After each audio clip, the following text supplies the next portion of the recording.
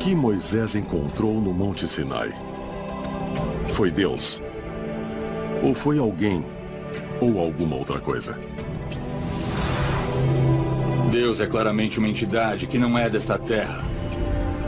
E, por definição, um extraterrestre. De onde é que ele vem? Nós precisamos reconhecer que quando os antigos estão falando de Deus, não há outro termo que nós possamos usar para descrever essas experiências, a não ser como extraterrestre. Nos textos antigos da Suméria, existem descrições de seres que desceram dos céus e que se chamavam Anunnakis. A palavra Anunnaki significa aqueles que vieram dos céus. Ela diz, literalmente, que esses seres desceram dos céus em veículos voadores. E nós encontramos descrições e também imagens dos Anunnakis. E podemos vê-los em estátuas e em gravações. E é mesmo muito interessante ver que esses seres parecem ser viajantes espaciais modernos com trajes estranhos. Alguns usam relógios de pulso, eles vestem botas e capacetes, mas, acima de tudo, asas. E sempre foram descritos ou retratados flutuando acima de todas as pessoas comuns. Então, a pergunta é, quem eram os Anunnakis? De acordo com a hipótese do astronauta antigo, eles eram viajantes espaciais que visitaram a Terra num passado remoto. Para mim, quando eu leio o Gênesis, é exatamente a ideia de uma visitação extraterrestre. Tenho certeza de que há um Deus, não há dúvida disso, que há um poder superior. Mas em algum ponto da história, extraterrestres vieram a este planeta, nos criaram, talvez até terraformaram o planeta para que fosse adaptável à vida. Quando lemos os mitos de criação pelo mundo, uma das coisas que encontramos em todas essas histórias é a ideia de que os deuses buscaram criar um ambiente estável na Terra. A história do Gênesis pode ser vista como um guia passo a passo da terraformação da Terra. No primeiro dia, Deus e os deuses criaram o universo. No segundo dia, os deuses criaram o firmamento. Isso é descrito como uma cúpula ou uma fronteira separando o céu da terra. Depois veio o aparecimento das plantas e dos animais e mais tarde dos seres humanos. Eu sempre disse que a Terra é um planeta de experimentação. É bem possível que os alienígenas decidiram que, com o fim de limpar o planeta, eles precisavam de uma coisa de uma enorme magnitude, como o dilúvio de que a Bíblia fala. O dilúvio teve como fim principalmente erradicar as pessoas que estavam no planeta naquela época. Bom, Deus podia ser o extraterrestre, podia ter criado o dilúvio. É muito possível, é muito provável que, com o fim de erradicar uma espécie que eles podem ter alterado geneticamente e se equivocado, eles precisaram se livrar dela e começar tudo de novo. De fato, Jesus disse, a casa do meu pai tem muitas moradas. E se isso for apenas uma metáfora que sugere que as casas do universo são um conjunto de espécies diferentes, que o universo é fértil em vida e todos pertencemos a isso? Eu cresci ouvindo a minha avó falando sobre alienígenas, sobre Atlântida e todos esses pontos de vista alternativos da história. Essa era a conversa na hora do jantar na minha casa. Isso significa que a criação é ainda mais magnífica do que nos disseram. Porque o divino está permeado através de todo o universo, não só no planeta Terra. Eu acho que é possível que alienígenas antigos tenham visitado o nosso planeta, porque para nós céticos tudo mudou. Por exemplo, nos últimos 12 anos nós olhamos o pequeno caminho do nosso sistema galáctico e até agora encontramos 3.000 planetas. Quando extrapolamos essa possibilidade por todo o sistema galáctico, é estimado que deva haver bilhões de planetas só em nossa galáxia. Então as chances de encontrar vida são extremamente altas. Mas tenho que dizer uma coisa. Se nós podemos ir até lá, por que eles não podem vir até aqui? Precisamos estar abertos para essa possibilidade que a vida neste planeta foi ligada a seres extraterrestres.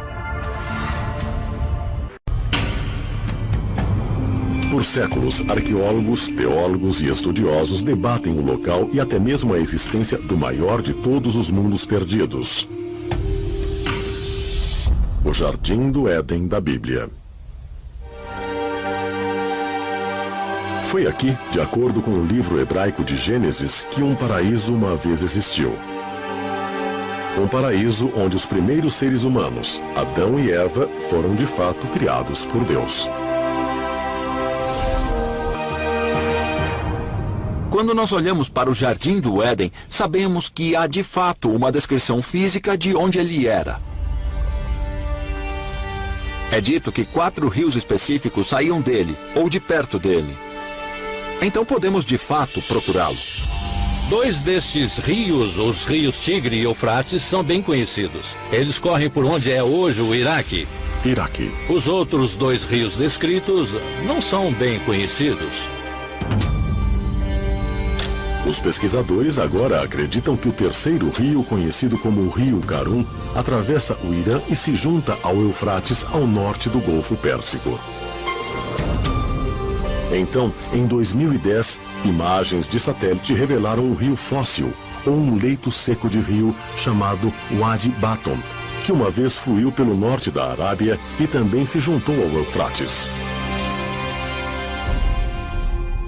Poderiam esses 2 rios ter sido o local dos rios Pison e Gion?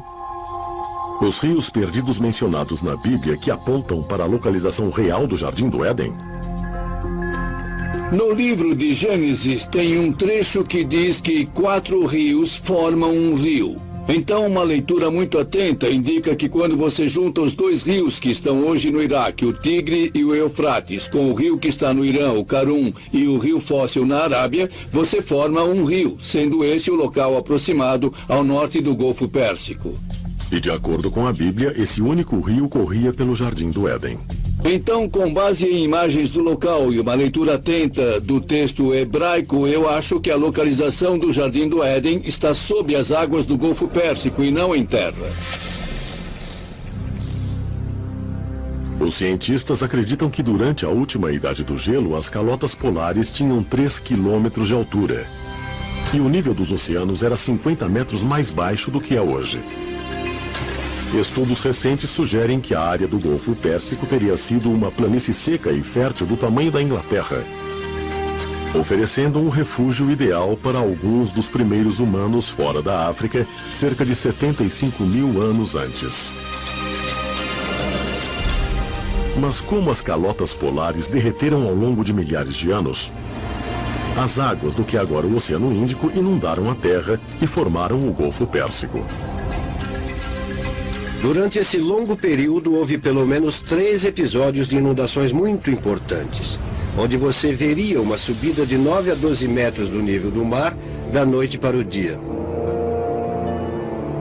Será que uma grande inundação, talvez a descrita na história bíblica da Arca de Noé, foi mesmo a responsável pelo desaparecimento do chamado Jardim do Éden? Mas que a prova pode ser encontrada ao se estudar textos sumérios antigos. Mesopotâmia. A mais antiga civilização conhecida da Suméria é de 5.000 a.C. e seu primeiro assentamento no sul da Mesopotâmia foi chamado Eridu. Os sumérios antigos têm uma história maravilhosa. Eles acreditavam que viviam em uma área que era mais ao sul da Suméria da época. E nós sabemos disso porque eles disseram que saíram do mar. Escritos cuneiformes antigos que sobreviveram em tábuas de argila sugerem que os sumérios foram levados para Eridu por seu deus Enki. Os textos cuneiformes também descrevem uma raça alienígena chamada Anunnaki, que veio à Terra e criou o primeiro homem moderno.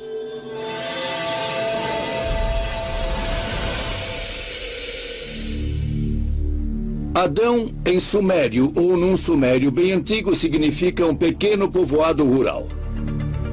Eva, entretanto, não é em sumério. Eva é em árabe e nas línguas semitas significa aquela que dá à luz. A palavra Éden é uma palavra pré-suméria e significa plano. Os relatos sumérios podem se referir a um tempo mais antigo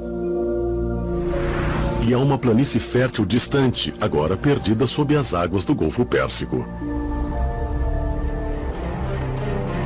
A pergunta é esta: o Jardim do Éden era algum tipo de laboratório onde certas coisas foram criadas por cientistas antigos da época? E se a humanidade foi criada em um Jardim do Éden, então é claro que quem estava criando isso não era um ser humano, era outra coisa. Então é possível que o Jardim do Éden estivesse localizado aqui no planeta Terra? Sim. Mas era uma localização geográfica específica? Não sei, não tenho certeza. Pessoalmente, eu estou mais inclinado à ideia de que o Jardim do Éden era algum tipo de ambiente fechado em algum lugar na natureza. Mas com certeza era algum tipo de laboratório, de onde se originou o homem moderno. É realmente possível que os primeiros seres humanos fossem criados por seres extraterrestres no que é referido na Bíblia como o Jardim do Éden? Se assim for, a prova existiu o tempo todo nas tábuas de pedra cuneiformes dos sumérios antigos? Para alguns, as respostas para essas perguntas podem estar na história da origem da primeira civilização da Terra.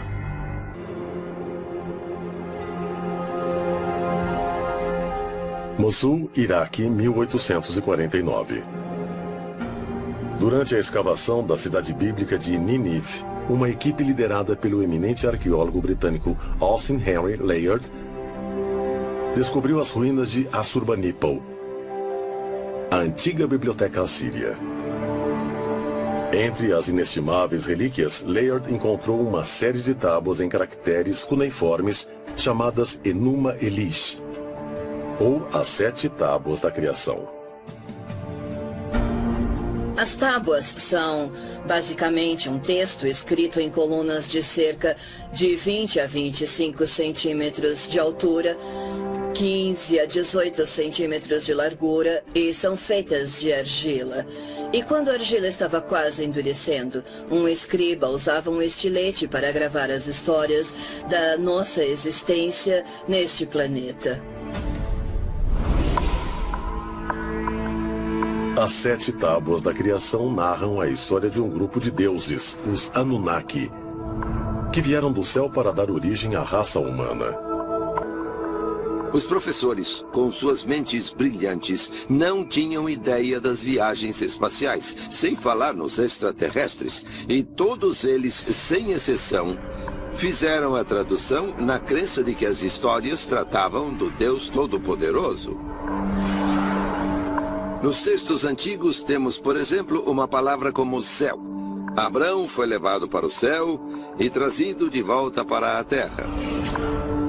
Devíamos trocar a palavra céu pela palavra espaço, para que possa fazer sentido. A partir do que dizem ser uma tradução mais correta desse mito da origem, segundo pesquisadores, os sumérios tinham vários mitos envolvendo o planeta Marte, como o de que os Anunnaki usaram Marte como base para vir para a Terra. E em seguida, os Anunnaki governaram a Terra como deuses extraterrestres. Enquanto a humanidade começava a desenvolver várias civilizações. E um dia, os Anunnaki partiram de volta para o seu planeta. Ou será que não? Seria possível que os deuses Anunnaki dos antigos mitos da criação fossem, na verdade, seres extraterrestres? As antigas escrituras nos dizem, por exemplo, que existem 400 mil espécies humanoides espalhadas por todo o cosmos, em diferentes planetas, sistemas solares e até mesmo dimensões. Mas onde estão esses alienígenas? Hoje, os cientistas de todo o mundo pararam de esperar e estão agindo para encontrar vida extraterrestre inteligente. Será a tecnologia capaz de comprovar o que nossos ancestrais acreditavam milhares de anos atrás? A maioria dos cientistas da NASA concordam que explorações futuras do espaço vão descobrir vida em outros planetas. Mas elas também poderiam revelar provas de que os deuses da antiguidade eram, na verdade, extraterrestres. Os antigos egípcios acreditavam que de Sírius e de Órion vieram seres na forma de humanos, Osíris e Ísis, que incitaram a raça humana. Essa versão combina metaforicamente com o que sabemos de astrofísica. Sabemos que somos produto de estrelas. Somos literalmente feitos de estrelas. Segundo a mitologia egípcia, os deuses desceram do cinturão de estrelas de Órion e de Sírius, a estrela mais brilhante do céu. Sírius e Órion são de grande importância, porque representam Ísis e Osíris, o deus e a deusa de quem a civilização egípcia e, afinal, qualquer civilização humana nasceu.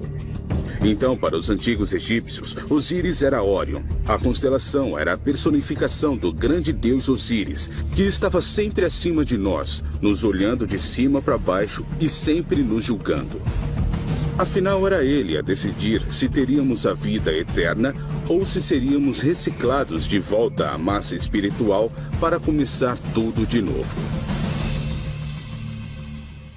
Para os antigos egípcios, era muito claro que Órion se ligava com a criação. Especificamente a criação mágica. Se aceitarmos o que nossos ancestrais diziam, vemos a verdade que Órion representa. E isso tem a ver com a criação mágica.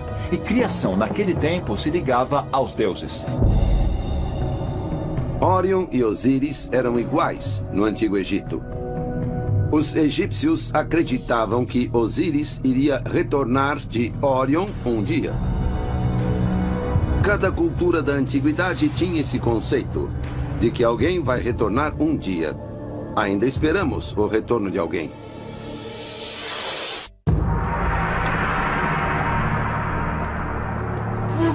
Norte do Iraque, 1849. Na margem esquerda do rio Tigre, perto da cidade de Mossul, uma equipe de arqueólogos do British Museum descobre milhares de placas de argila contendo escrita cuneiforme, que eles acreditam terem sido escritas por sacerdotes babilônios no século VII a.C. Entre as placas encontradas estavam duas misteriosas relíquias que se tornaram conhecidas como catálogos babilônicos das estrelas. Segundo traduções do antigo texto, essas placas descrevem o exato movimento de vários corpos celestes, hoje conhecidos como o Zodíaco. Sabemos muito da história da Babilônia por causa dessas escavações e de terem também decifrado muitas das placas com textos cuneiformes. São textos impregnados de uma visão religiosa da vida e, intrínseco à religião deles, estava a devoção a deuses dos planetas e das várias constelações. Isso é o que se chama de religião cósmica. Segundo alguns pesquisadores, as placas de argila são a prova de que a antiga civilização babilônica recebeu conhecimento celeste de viajantes estelares. Os catálogos babilônicos das estrelas são uma interessante coleção de informações com acuradas fórmulas matemáticas, distâncias entre planetas, conhecimentos esotéricos que uma civilização primitiva realmente não poderia ter. Isso levanta a questão de como obtiveram essas informações e para que as utilizaram. Teriam sido dadas a eles por extraterrestres que eles tomaram por deuses?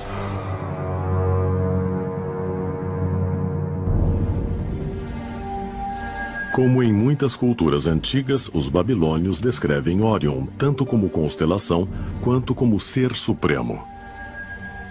Nos escritos deles, Órion é chamado de o leal pastor dos céus e o Deus-chefe de reinos celestes. Seriam esses registros mais uma prova que liga o homem a seres extraterrestres? Para os babilônios, a constelação de Órion era chamada Sipasi-Ana, que quer dizer pastor de Anu. Normalmente traduziríamos isso por pastor do céu, porque Anu era visto como Deus do céu. Se voltarmos ainda mais, vamos achar uma antiga representação de Órion em forma que mais parece um pássaro e com referência a ele como mensageiro. Será possível que o que temos aqui é uma descrição rudimentar de um tipo de dispositivo de comunicação interestelar? Estariam os católicos babilônicos potencialmente documentando uma antiga estação espacial extraterrestre orbitando a Terra, habitada por antigos alienígenas vindos de Órion?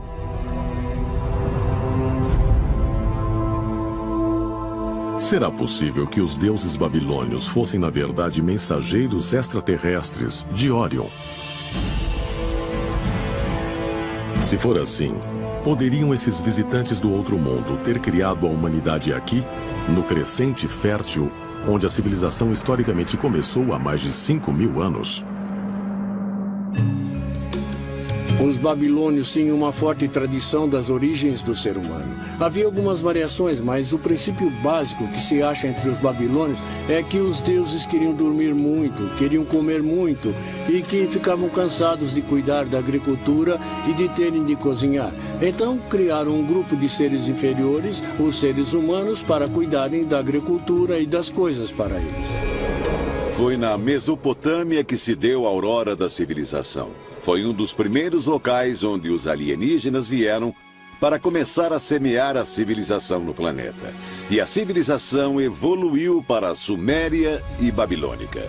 Se olharmos os hieróglifos sumérios, os hieróglifos egípcios, a história dos maias, se olharmos essas culturas, o que veremos será a mesma história contada de modos diferentes e em linguagem diferente. Os que vieram das estrelas vieram para cá e começaram a civilização humana.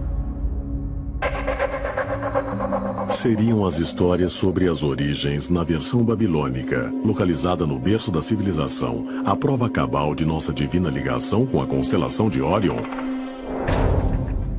Se for assim, haveria uma razão profunda para as estrelas do cinturão de Órion se localizarem sobre o ventre, o lugar simbolicamente ligado à origem humana? Muitas culturas antigas apontam para o cinturão de Órion como um portal da vida. Os maias, os egípcios e várias culturas diferentes parecem se referir à origem da vida e ao fim da vida sendo transferidas ou passando pelo cinturão de Órion. Haveria um tipo de semeadura da vida aqui na Terra e uma conexão com a constelação de Órion. Parece que havia uma consciência geral nos povos da antiguidade. Um sentido de que Órion estaria no coração de nossa galáxia.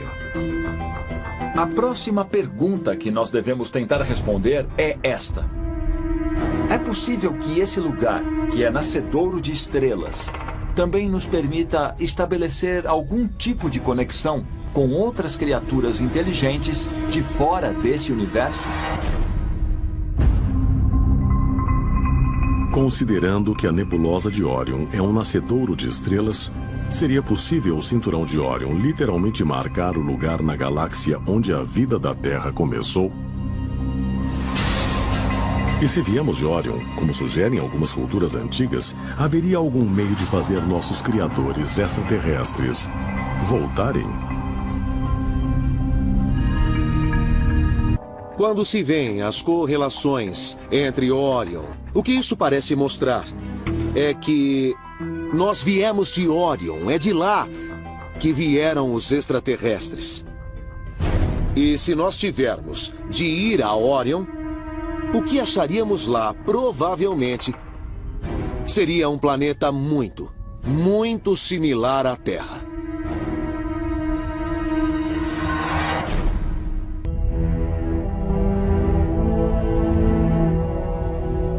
11 de janeiro de 2006.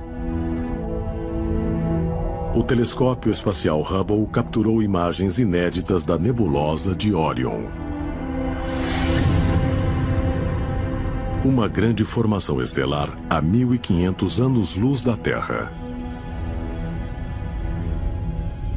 A foto panorâmica revelou mais de 3.000 estrelas em vários estágios de vida e deu aos pesquisadores nova compreensão da formação de objetos celestes e sistemas planetários. Segundo teorizam modernos cientistas, é aí, nessa misteriosa nuvem de poeira e gás, que estrelas e planetas podem ter sido criados há bilhões de anos.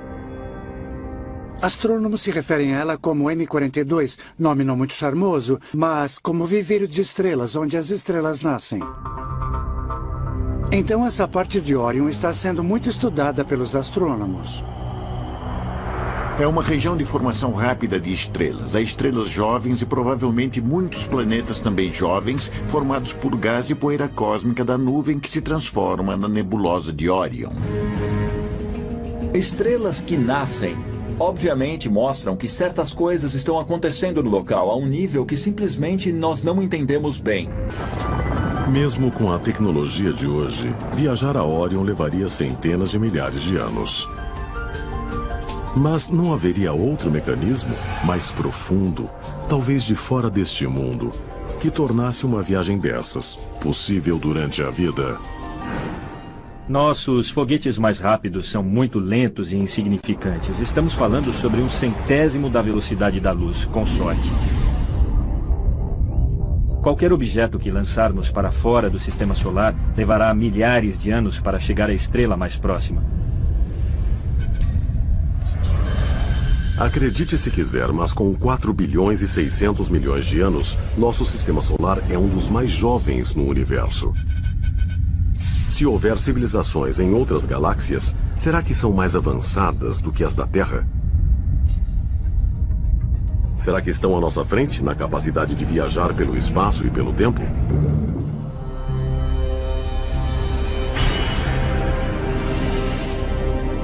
Eu acredito na viagem no tempo. Acho que nada vai ser impossível para nós no futuro. Mesmo o que achamos uma loucura total vai acontecer. O que quer que os humanos venham a pensar, calcular e até fantasiar, um dia vai se tornar realidade. Às vezes eu me pergunto se esses OVNIs não são de viajantes do tempo, da nossa própria espécie do futuro. E se for assim, como chegaremos lá? E o que ou quem vamos encontrar quando chegarmos? Talvez um dia desvendemos o mistério de Orion e revelemos nossa origem celeste por nós mesmos.